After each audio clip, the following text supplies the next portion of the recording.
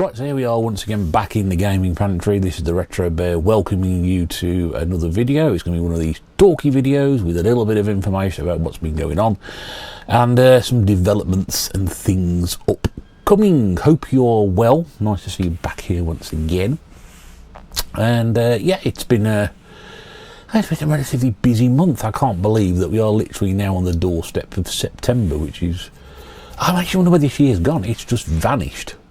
I don't know why. I've been busy this week. Well, busy-ish, I suppose. I've not been at work, but... yeah, it makes you wonder how quickly things bypass. I'll tell you what caught up with me was with the fact that college football started yesterday. I thought, well, that's usually the end of September, August, and then I realised that the old NFL starts next week. So I was like, oh, cripes, we're into September already. Before you know, it's going to be Christmas. Wow, there we go. Anyway, what have we got? Yeah, so we got a few bits to talk about. A couple of pickups, which I'm going to do now. Some Mrs. Bear pickups. Just want to respond to a couple of things that people have said on YouTube recently as well. I'm not having a dig, by the way. It's not going to go on having a moan. And some changes in here as well, which I finally got round to sorting out, which is great, isn't it? But let's start with the pickup, shall we? Because that's what people come here for. Pickups do very, very well. And if I prepare this properly, I'd have got this ready for you, but I haven't. So there we go. That's better. So what have we got? Not a lot, but there are some pickups. We firstly got one of these, which is a Wii to HDMI converter. Because I had one of these originally years ago when they first come out, and I thought, oh, that'd be a good idea to get that. Seeing as I've got one or two Wii games knocking about. And I got one, and I just couldn't get it to work properly. There was probably, I think, an issue with the sound. The sound wasn't quite right on it. It wasn't coming through properly. So I thought, I pretty much more or less put it to one side. I thought, oh, that's it, I ain't going to bother with that. And promptly lost it. Then, when you do these things, you go looking for it, and you can't find it. And then when I wasn't looking for it, I found it. And then when I was looking for it, I couldn't find it again. So... yeah, and you're all sitting there thinking, they cost about £3 off bloody Amazon and buy one, which is exactly what I did. And guess what? It don't work either. Waste of bloody time that was. I don't know what's up with it. I just don't know. I turn the Wii on, I put the power cable in the back of the Wii. I put that in, I put the sensor bar in, I turn it, the red light comes on when I put the cable in, and as soon as I press on, it flicks on and flicks off. And I think, wow, great. So I'll take the converter out, I'll do exactly the same thing, put the power cable in, put the sensor bar in, but I don't put the converter in this time. I turn the Wii on, it works absolutely fine. Then I put the converter in and it still works. But I can't get an output on the telly, which is the other worrying thing, so I'm not sure what's wrong with it. What I want to do is just be able to record some Wii games and put them on there. I tried it with the thing that Mrs. Bear got me for my birthday last year, that converter. And we sat here for one afternoon, probably in February, March time, I think it was. And we were here for about an hour and a half, and we just couldn't get the display to come out properly on the telly. I mean, it's the plasma Panasonic, which is the 3D one, because the TMB telly still needs fixing, which I promised Mrs. Bear I would do. I said, don't. She said, oh, we'll throw it away. I said, don't throw it away. It's a good telly apart from the board. She said, well, I said, how difficult is it? We'll just plug the board in. So I thought, well, okay. I could have done that this week, actually. I might do it next week. But yeah, so it's just really annoying me. And I, for the life of me, I can't find this old converter. If I can find the old converter, I think, well, if the old one worked fine, then this one must be a duffer. I mean, it's cost me £3. I ain't some puff, but how much it cost me, and it cost nothing. But there are so many of them. But this one got some good reviews. One of the ones on there got a sizable amount of reviews and a good rating. So I thought I'll buy that one rather than. So they all look the same. But yeah, so onwards and upwards with that one, or onwards and sideways, or onwards and downwards, as the case may be. I just want to be able to actually. There are some ideas for this stuff behind me, and I just can't do it because I can't put it into it. And I know what he's thinking. Well, do the composite stuff. Yeah, but the thing is, this doesn't take. It has to be a specific Panasonic cable to be able to do that. So It's not as simple as my other telly was, where I just put all the cables into the side, run the piggybacks off it into the computer. This one doesn't work like that. Typical, innit, you know. And we bought what we thought were the right cables, and they weren't the right ones, so that sort of went by the wayside.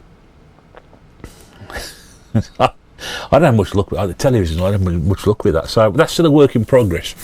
The other pickup I got is an N64 game. Now, I know I did say I was going to do some N64 gameplay. Well, I have been playing on the N64, but I haven't really sunk a lot of time into. I've got about 10 games I've just pulled out, which are the first ones I grabbed hold of. Things like Wipeout 64, Lilac Wars, WrestleMania 2000. I can see from here. Mission Impossible. Do I pull that one out? What else is there? Can't see. Donkey Kong 64. Things like that. I'll just pull those out because I can play those. I've been playing a bit of them, but I just haven't given them enough time. So I may still do that. I may actually put it away. I don't know. But I did manage to get a hold of this actually for a donation. So I've donated something for this. A couple of my spares in exchange for this. So I think I won't get into that story just yet. That's probably for another time or a bit closer to the time. But anyway, I've now got a copy of The World Is Not Enough, which has got Pierce Brosnan on it. I played this originally on emulation back in the early 2000s. I remember sitting there playing it on a laptop, of all things to do. Or was it the Xbox? Might have been the Xbox. I remember playing some N64 games on the laptop. I might play this on the Xbox. I really quite enjoyed it. I don't think I've got the PlayStation 1 version. And I've been after this for some time. I know Stu had a box copy of it, Tootie had a box copy of it at the revival last year, which I was going to get, but I thought, no, I don't really want it that badly. But this came from a better, say Stu, a better deal. But anyway, so I've got that. Haven't tried it yet, but I'm going to, because I want to have a good go at that. But I remember that being really quite good. And again, it's one of these EA Bond games. This one obviously based around one of the films. But a lot of certainly the three that I did, Nightfire, Agent Underfire and Everything or Nothing, which is the first time I've remembered all three at once. There's a moment for you.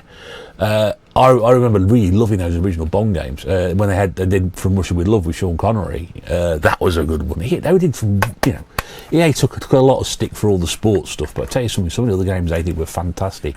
And those Bond games were brilliant. They really were. Much better than, things that went before it, certainly. Was Tomorrow Never Dies one of theirs? I hope not, because that was awful. But yeah, they did three original ones, and they were great, and this one was really good as well. So definitely worth tracking down a copy if you can find it. I mean, people say GoldenEye's good. GoldenEye's good, but I think we look at it a bit differently now. So they say, oh yeah, it was great back then, but does the multiplayer, which everybody really got into, survive? Not so great now. It's a bit basic. It's a bit simple. It's a bit slow. It's a bit stodgy. I was always more interested in playing the single player mode. I think it's probably one of the last games I actually sat through and completed years ago. But yes, I think we tend to look at that one a bit differently. But that I quite like. I do like 007. So that's it. Those are the pickups. No, I haven't been anywhere. I've not been interested. I've had a look at a few things that I might be interested in, but there's no desire when there's stuff on the floor from last year. And there's stuff behind me from last year. I moved a few things around in here, and some of those have been sitting on the floor for, I think, best part of nearly 2 years before I've moved them to somewhere else. And to be honest with you, that really isn't the right place for it either. They'd like to come out of there. So, yeah, it is what it is. But we move these things around, and I just got no desire to go somewhere and then see something that I probably think I should have, and then buy it, and then think, why did I buy that? Because it's just going to go into a cupboard or on the floor. The cupboard's the best place for it, really, but there we go. Well, that's not technically speaking, the end of the pickups, because we've got some other pickups, but they're not actually game related. So if you want to move on and whiz through this bit, feel free to do so. But I know some of you do share the same interest as I do and Mrs. Bear does, and that's in films, because we're going to talk about some films for a bit, and I've also got some Mrs. Bear pickups, because Mrs. Bear's been buying Laserdiscs again. I wouldn't mind bringing a Laserdisc player, you know what I mean? I'm still trying to work that one out, but no, she's been buying something. These apparently were, like, I think 4 for like 12, 14 quid or something like that, and she just got them because she just likes them, you know. I mean, I like chips. I don't buy them to collect, I buy them to eat, but no, but she's quite into this. We've got I think about 10 to 15 of these already, and for those of you who don't know, look, 2 years ago we found a Laserdisc player fairly close to where we lived, which was available. Mrs. Bear went off, reserved it, went off to buy it, and before she got off the drive, the car literally broke into 1,000 pieces. You know, the clutch went, and she couldn't get down there. And despite messaging this bloke on Facebook and saying, "Can you hold it for me? Can you hold it for me? I can't get there today. I'll come on Saturday." Blah blah blah. When we went on Saturday, because he had a shop, he said, "Oh no, I sold it. He didn't come and pick it up." He said, "Well, I messaged you on Facebook." "Oh, did you? Oh, I didn't see that." You know. Anyway, so we are still minus a Laserdisc player. Will we get one at some point? I don't know. She just likes these. She just likes them. It's inexpensive, 3, 4 quid each, not bad. So we've got 4 she's picked up here, and I'll talk you through them. First we got Dragonheart, which is some sort of fantasy dragon film. Guessing so, because there's a dragon in the background, as you can see. Featuring the acting talents of Dennis Quaid and David Thewlis, and the voice of Sean Connery as the dragon. There we go. It's massive, isn't it? They're absolutely huge. Like, if you've never seen a Laserdisc before, I might be able to get one of the ones out, because this one, I don't want to try pulling these things out. You can see it there. It's like a giant compact disc. What's a compact disc, I hear you say? You know all them rubbish Xbox 360 games that everyone's collecting at the moment? Yeah. The thing in there, it's like that. It's like that. So we've got the Dragonheart. I'm not going to say, by the way, if any of these films are any good. Excuse me. Oh, that's a bit close to the old throat, that one. There's a bit of a distortion on the camera. It's like fat. That's what it is. Chin's hanging down, you know. Next one up, I don't think we've got enough copies of this as it is in the house. I mean, we've got the 3D Blu-ray. I mean, quite frankly, why we need another copy of Titanic? Ugh. Yeah. Leonardo DiCaprio, Kate Winslet, and Bernard Hill. There we go. That's the inside of it. I mean, they're great little things to look at. I mean, you know, if you bought something like that, it's a real sort of collector's item, isn't it? You know, it's got some quotes and pictures from the film in there, and it's 4 sizes. There's 2 discs. There's one in each, and then you get this lovely presentation on the back here with all the cast lists and everything like that, and what have you. For those of you that, you know, this sort of sat between VHS and DVD. This was meant to be the step up from VHS. I'm not going to explain what VHS is. You can look that up yourself. This is completely not Mrs. Bear's sort of film, but it's part of the bundle, but she picked it up anyway. It's Cabaret, the 1972 classic, starring Liza Minnelli and Joel Grey. I think this was directed by Bob Fosse. Would I be correct in saying that? Just be trying to look down the side now and find it. Yes, directed and choreographed by Bob Fosse, who again will be a name very few of you know. Well, this was set during the early days of World War II. Very camp, sort of. It's almost like a Rocky Horror vibe to the inlay there, but it's a classic of cinema. It really is. Starring Michael York as well, and Fritz Wepper. Yeah, the great Fritz Wepper. Yeah, well known for many things, which I'm sure you'll be able to fill us in with. It'd be good. And the final one that she picked up, this is a stereo video disc, as it's called, the top corner, and this is Chevy Chase. Remember him? In Fletch. Meet the only guy who changes his identity more often than he changes his underwear. This was coming out probably, I think this was 1985, yes, that's right, mid-80s, when Chevy Chase was literally one of the hottest properties in acting and Hollywood. There was a sequel to this called Fletch Lives, which I remember my parents renting from the video shop, despite the fact that we hadn't seen this. So I'm not sure what the purpose was behind that. And again, I'm not sure why we didn't see it. It was PG. So, we should have seen this. But, yeah. But when he did Fletch Lives, his career was very much on the way out. But, yeah, so Fletch was part of that. But, yeah, so those Laserdiscs, 4 for about 14, 15 quid. So that'll sit with the pile of ones we've already got. Yeah, I know some people like that sort of thing. There you go. That's what Mrs. Beth collects. 3D Blu-rays, Laserdiscs, of which she owns 50% of the equipment to play them on. So recently, a couple of videos up on YouTube, which I'm going to talk very, very briefly about. And I just want to say, I'm not getting at anybody or having a moan or a pop or anything like that. There's a couple of things that went about these videos where I thought were just worth bringing up. You may have seen them yourself. If not, I'll stick links below. One was done by Feed Me Chicken, which I'll come to in a second. My old clucking mate, Feed Me Chicken. The other one was by Ross Borhor, who did a video about being 10 years on YouTube. He noticed that his YouTube account was 10 years old, and he's been doing videos for not, I think he's been for all the 10 years he's been doing it, but asked the question, why am I doing YouTube after 10 years, and it's a really good video. Ross, he puts out some really interesting, thought-provoking videos where he asks a question like this and talks about it very honestly. I met Ross. He's one of the nicest people you could meet, and so is his other half, Chrissy. They're two wonderful people. And Ross always talks very, very from the heart about things. And I think you'll enjoy it if you've not seen it already. It's not... he says himself he's not saying it to criticise people and whatever. He just talks about why he's doing it, why he's done it, why he's still doing it, what he may do in the future. It's a really thought-provoking video, and I'd like to draw your attention to it. You may have seen it. Rossi's got a reasonably good following on YouTube, so if you're after something a bit different, then that's definitely the video for you. But I watched it, and I could certainly agree with it. I mean, I myself have had a YouTube account nearly 15 years.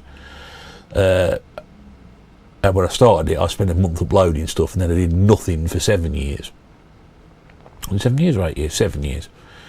So I've really only been on YouTube 7 years, but although I've been here a bit longer. So it's interesting, and I can certainly agree with a lot of the stuff he says there, but also I like the ethics and his reasonings for doing it and still doing it. It makes sense. So yeah, definitely check that one out. The other one that came was Feed Me Chicken's video, which was about bringing the community together. And he was very. I mean, I love this gentleman to death. Well, I presume he's a gentleman. He's a chicken, but I think he's a chicken. Yeah. And when he first came onto YouTube, he was so different to what anybody else was doing in our little corner, and a few of us sort of tagged on to him. And I've done a few different things. He did a 24-hour live stream a few years ago, which we supported. He did Mario Kart Challenge with Basubi over in Japan, which we did 3 live streams on, which was great fun to be part of. I had him on Desert Island Games as well. I've been on live streams with him as well. So he's one of the nicest people that I've never actually met him, but he's one of the nicest people to have collaborated with on certain things. And he was on about sort of community and what have you, and he mentioned Desert Island Games, which if you don't know, I'll stick a link below, something I did 4 or 5 years ago, about how that was just during the time of COVID, but basically running the whole length of COVID, from 2020 through to 2021, where people had time to sit down and do things like that. And he makes some point, it's time to bring these things back and do it again. I know Retro Chef still does the old swap shop, which, he messaged me the other day to see how I was doing. I haven't heard from Lee for a long time, but it's great he's still doing swap shop and stuff like that, and hats off to him. It's always worked very well for him. And Feed Me Chicken point is this, he wants to bring these things back to... I don't have any problem whatsoever with that, but the issues I've found, and this is just me speaking personally, I don't know whether it's a personal thing or whether it's just in general, is that I feel that, yeah, these things are great. And they were great at the time, you know, when everybody was locked down with nothing to do, you know, when Dainster did the live streams every night. We've just gone past this year, 5 years in March, when we did the very first TMB. The very first TMB episode came out 24 hours before we were all locked down for the first time. Can you believe the timing for that? And if you ever go back and listen to it, and I'll stick a link in the description, first of all, I will apologise, it's really not very good quality in terms of the audio. You're going to have to battle a lot of issues on that one, but when we're talking about COVID, we're talking about, oh yeah, well, you know, there's a gaming event coming up in a couple of weeks' time. Yeah, well, that depends what happens. You know, we're all joking as if it's some sort of big laugh. It's really weird to listen to. I was going to re-upload it, but I said the sound quality is so poor. It's a real shame about it. That first episode. Otherwise, I'd have done it. But we started that before COVID, and it was a part of doing that. You know, Dainster's things through lockdown. I started doing Desert Island, the idea, because people had time. And this is what I'm going to get around to. The big crux of all this is time, and people were able to give up a couple of 3 hours. I mean, I'd Feed Me Chicken on in 2021 on Desert Island Games, we went for nearly 4 hours, and I hate cutting stuff out. Sorry, not because I don't. Well, first of all, I can't be bothered, but secondly, I don't want to take things out which I think people are making valid points. They're talking about it. You know, the whole point of doing Desert Island was to get people on. You know, if you're like me, you've got this character, the Retro Bear, or this persona, the Retro Bear, or your Big Game Al, or your Griffo's Retro Gaming, or your Stestastic, or whoever. But behind that there is a person, right? And the whole point of doing Desert Island Games was to get people to understand the person behind the channel, so that when you watch them, you could understand what journey they've been on, and people's journey. People have said to me, not in vast numbers, we can probably count them on that number of hands and fingers, but people have come to me after those and said, oh yeah, I didn't know that about so and so, that's really interesting. You know, oh, I didn't know they were into all that, and you know, those were their sort of favourite games, because they weren't talking about that stuff on their channels. They were doing other parts of game collecting and game playing. So it acted as an insight for people to listen to. You know, when we did, me and Feed Me Chicken did it, I mentioned it before, we had this wonderful about 20-minute conversation, which you can listen to, you can't see it, it'd been better if you'd seen it, about the aesthetics of the N64 controller. I hate it, he loves it. Turns out after all these years I've probably been holding it wrong, but there we go. But because I used to record those via webcam, and then I just broadcast the audio as like a podcast to listen to, we lost the footage for it. So I'd have looked, that would make a great video in itself, me and Mr. Chicken sort of talking about how to hold an N64 controller. That would have been great. But when I tried to do it again afterwards, and this has been sort of in 2022, so I did it in 2020 and 2021, and I tried again in 2022, people hadn't got that time anymore. Lockdown had gone. That moment had passed, and people actually doing like live streams and things had gone.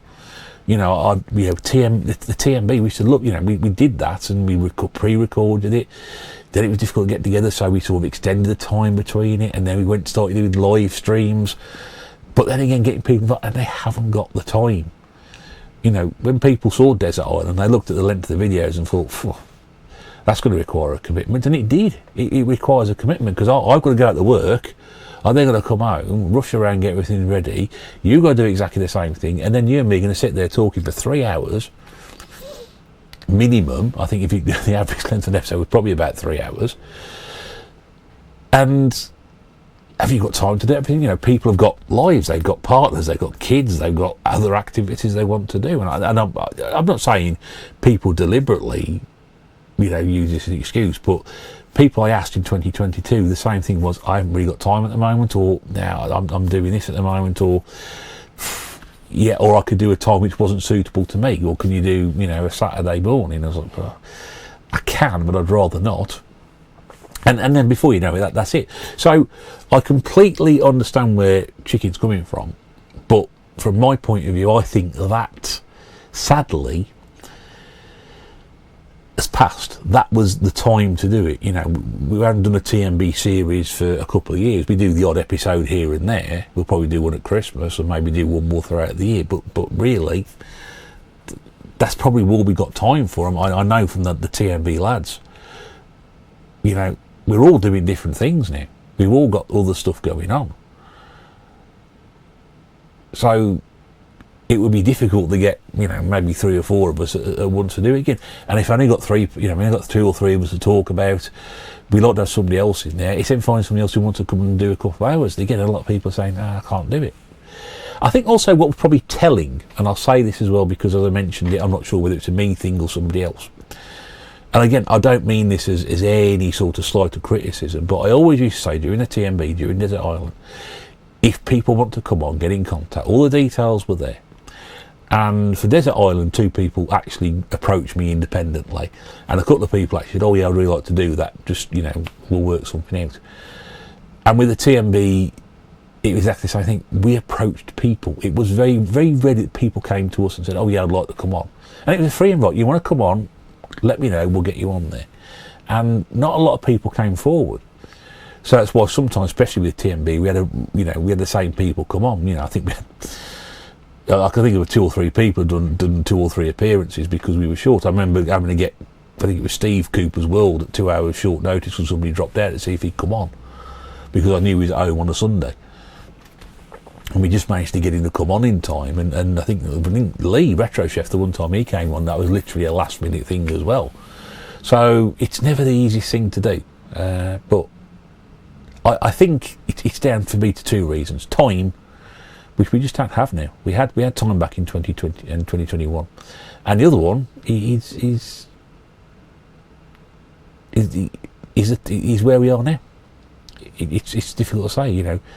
Society, the social life, everything's different. You know, at that time we couldn't do anything. Now we can, and we are, and people prefer to do that. So yeah, I thought I'd give you my thoughts anyway on that one. But yeah, I'll stick link to Ross's video in, I'll stick link to Phoebe Chicken's video in, I'll stick the TMB original broadcast down for you to have a good giggle at and see how bad that was. Yeah, who knows? Who knows? Like I said, we always try and pop a TMB in at Christmas, but whether Desert Island has got any legs to do now, that's it. Plus the fact as well that when I was doing that, there were a lot of people who were very much part of this. Now people don't seem to upload a lot to YouTube, and the newer people are coming through, again, probably don't need to do something like this. Some, you know, for those people who came on, and big channels, I'm thinking in terms of Pete over at SNEStastic and Pete on a retro tip, they approached me independently, and they've got very sizable views compared to the rest of us. Everybody else I think I did during that run was relatively a small channel. And the thing is now, relatively small channels don't exist. Everybody comes on YouTube, puts a video out, in 3 weeks they've got 500 subscribers and a Patreon. Wasn't like that when, you know, when I was doing it 5 years ago. And that was trying to do the thing, give people a leg up and what have you. Anyway, I've talked too long about that. Let me know what you think. And please go and watch those other videos, because they're probably trying to say things far, far better than I have so far.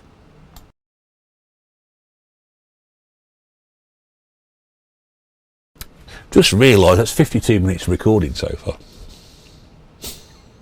No one's going to watch this. No one's going to watch this. Listen to it instead. I should just put it's best listened to rather than sit here and watch this anyway, because there's not a lot going on, is there? It's just me talking.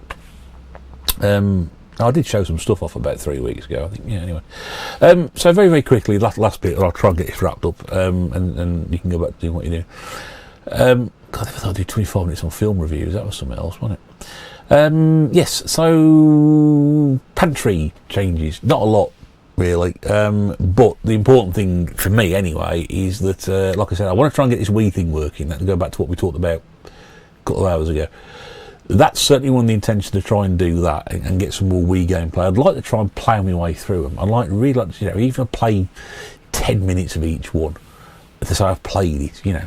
Someone said to me the other day, there comes a time in life when you realise you haven't got time to play 4,000 games. Absolutely right. I'd like to say, yeah, there comes a time in life where I haven't got time to play 4,000 games, but I play 2,000 of them. At least that gives me a start, right? Did a video last year about how many games I've got, how long it would take to play each one if I just played them this long, and how old I'll be when I finished. And bear in mind that was 18 months ago, and I only started that. So we're a long, long way off from there. But the good thing is that Commodore Corner is now in a state of restoration. Hurrah! Just what you wanted to hear, more dusty old tape videos coming. Yes, so because I was testing another Commodore 64 for Mrs. Bear, and I thought, oh, that's a good idea. And I don't remember where all the stuff was for Commodore Corner, because it had to be connected to the computer, slightly different setup downstairs. And then trying to put everything together again, I thought, this doesn't make any sense. Why is this not this bit here? Where's that going there? I didn't realise Mrs. Bear hadn't given me the stuff that she thought she said she'd given me. And she'll still deny that. But I know what I was looking at. I haven't got that lead. But I now got the lead for the Commodore, which runs from the back of the computer all the way across into my computer, which means I can now record the footage. If I had it all plugged in and turned on, I'll be able to tell you, give you a shot. It'll show the Commodore thing on it through OBS. So the good news is I can do that now, and I've been play testing it, and yeah, it seems to work. So, well, if I say play testing, I've had a few games which don't appear to load, which is rather annoying. But not entirely unexpected, considering that some of these games are nearly 40 years old, and I'm trying to put a 40-year-old tape into, make a 40-year-old tape again work. I'm nearly 50. I don't work properly, so if I don't work properly, a 40-year-old tape probably isn't going to work properly either. Some of them work brilliantly, but some of them don't. For example, I loaded Paperboy up because the other issue I've got at the moment is I still got stuff on the floor I bought over the last sort of 12, 15, 18 months. There's so little Commodore stuff on the floor. It's all Amstrad and Spectrum and other systems, and I think, oh, that's no good, is it? So I've exhausted all the Commodore games out there. So I found a box in the other room, which is because Mrs. Bear's got a stock all over the place for the Retro Repair Bear. And I found a box of stuff which got some loose tape in it. I thought, oh, great, I'll root through the Amstrad. Oh, there's a Commodore 64. I found a copy of Paperboy, game I loathe anyway. And I tried to load it up the once, it didn't work, and I tried to load it again the second time, and it worked great. So I was playing that. So some of them have a better success rate than others, but because of all the stuff on the floor, all my Commodore stuff now is in the cupboard, and I can't get to the cupboard. So I'm going to have to move some stuff out of the way just to get some games out to give it a go. Unfortunately, what my original thought was, well, really what I want to put in that corner there is the CRT, and really I don't actually need the CRT at the moment, because you'd have thought there'd be some lag between the Commodore and the computer, but there isn't. So I'm literally sitting here with the computer on, and I'm watching OBS, and I'm using the joystick, and I'll just prove it. I've got it sat there we go. I can actually play it sitting here without actually using the CRT, which is fine. But of course the lead I've got is for Commodore only. It doesn't work on the Spectrum, it doesn't work on the Amstrad. And the idea is to have all three of those sort of set up in the corner. So all I've got to do is just move one cable around to the other, press play, and off we go. Because I really want to do a lot of the 8-bit games. Well, I'd like to really focus on doing the 8-bit stuff and the Wii stuff. But that probably won't happen. But we can work our way through some Commodore games if I can get to the cupboard. But that's my problem to sort out and not yours. What's also my problem is the fact you've sat here all that time watching this rubbish, which I do appreciate. Well, actually, you may have switched off halfway through. You may have gone to voice-only mode, which I do recommend. Honestly, I really do. So I thank you for your patience and your time once again. And I hope some of that is of interest to you. And if it isn't, then hey-ho, there we go. What can we say? It's not for everybody. To those of you, thank you very much indeed for watching, and it's been good to have you here again. And hopefully, the next videos I do should be some gameplay. That'd be nice, wouldn't it? There's nothing gaming coming up either, have we? No, I'm just trying to think. We've got nothing gaming on the horizon. There is a Black Country game market towards the end of October, which I think is penciled in for the 26th of October. I'll try and get a flyer if I can, or something like that to stick up, so you can get that there. I'm pretty sure you can buy your tickets now. If I can find the link, I'll stick that in the description below as well. But until I get a chance to talk to you again, thank you very much indeed. It's been wonderful to be here, and I shall be here again very soon. Until then, mind what you're doing, take care, bye for now.